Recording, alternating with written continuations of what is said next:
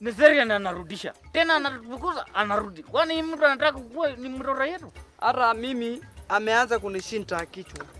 Unaona?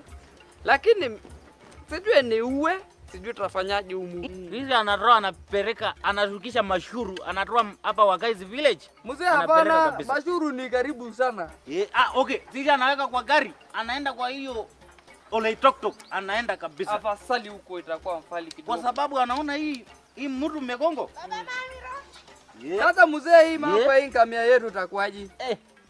Na yeku. Kwani wewe anafanana mtoto ya shule kabisa? Wewe anakaa vizuri sana mpaka anakuwa Sudai. Kwani wewe anabadilisha shule baba yako? Mimi kwenda shule huko town. Baba yako kwa anatoa wapi pesa? Baba iko uza shamba, kwa kupeleka mimi shule huko. Ndio sukuli anaambia mimi na mzee Paradhi anataka kuuza shamba. Hata baba iko nunua simu. Ananunua simu?